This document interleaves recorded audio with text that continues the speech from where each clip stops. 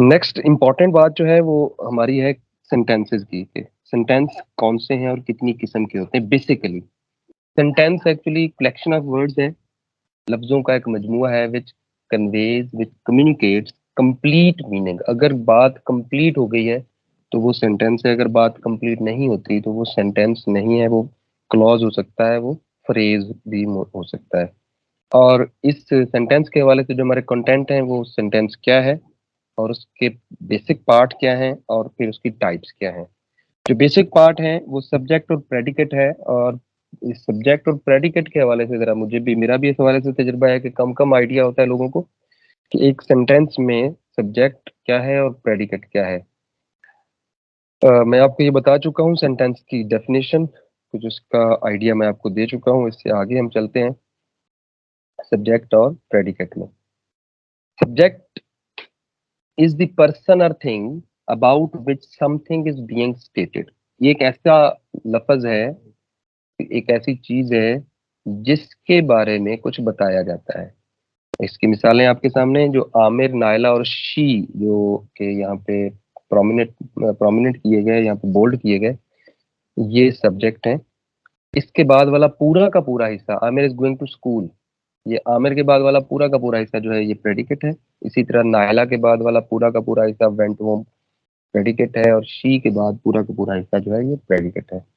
Sometime ऐसे होता है कि सब्जेक्ट ज्यादा बड़ा भी हो सकता है कि one of my father's friends has a white car, one of my father's friends, ये पूरा का पूरा सब्जेक्ट के हिस्से में जाएगा।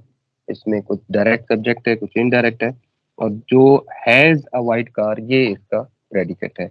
यानी सब्जेक्ट के अलावा जो हिस्सा होता है एक सेंटेंस का वो उसका प्रेडिकेट होता है। सादा लफ्जों में हमने ये बात याद रखनी।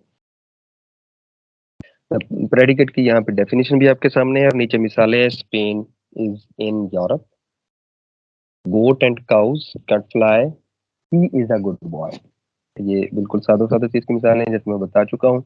देन हमारी टाइप्स ऑफ सेंटेंसेस हैं।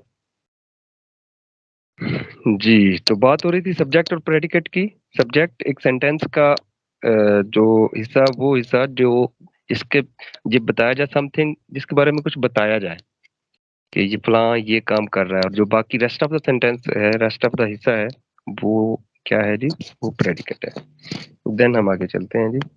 टाइप ऑफ सेंटेंस की बात हो रही थी। बेसिकली हम इसको चार हिस्सों में तकसीम करते हैं, चार टाइप्स हैं सेंटेंस की।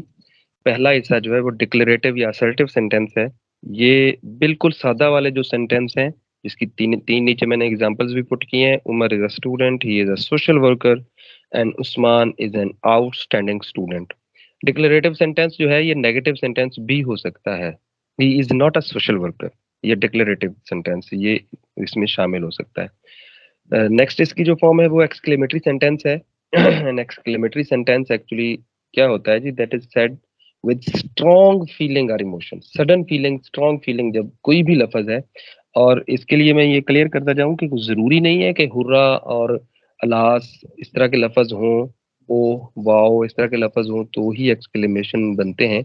ऐसा नहीं है, कोई भी लफ्ज जो किसी स्ट्रॉन्ग फीलिंग के अंदर बोला जाए तो वो जो है वो एक्सक्लेमेटरी उसमें अम्ब्रेला के नीचे होगा। इस हवाले से एक असाइनमेंट आप लोगों के लिए ये भी है कि आप लोगों ने तमाम वो लफ्ज सर्च आउट करने हैं जो एक्सक्लेमेशन के लिए यूज हो सकते हैं। देन इंट्रोगेटिव सेंटेंस है ऐसा सेंटेंस जिससे क्वेश्चन जो है हमें पता चले कि कोई क्वेश्चन पूछा गया है। Sentence that ask a question and always and with a question mark, and पे क्वेश्चन मार्क का होना भी जरूरी है। वो सेंटेंस क्या है जी, इंट्रोगेटिव है, इंटेरोगेटिव नहीं है, ये इंट्रोगेटिव सेंटेंस है।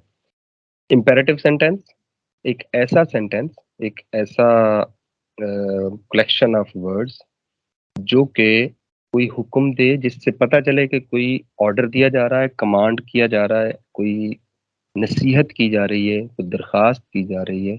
वो ये इस तरह का कोई भी सेंटेंस हो तो उसको हम इंपेरेटिव सेंटेंस में शामिल करते हैं।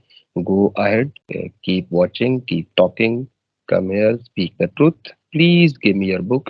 अब इसमें एडवाइस है, इसमें ऑर्डर है, कमांड है, रिक्वेस्ट है, ये इंपेरेटिव सेंटेंसेस हैं। देखने को आपके सामने ये जो जितनी चीजें कर रहे हैं ये वेरी बेसिक पे हैं, लेकिन मैं ये समझता हूँ कि इन बेसिक से हट के अगर हम कुछ पढ़ेंगे, इन बेसिक से हट के अगर हम आगे कहीं पे चले जाएँगे, तो फिर हमारे लिए मुश्किलात होंगी।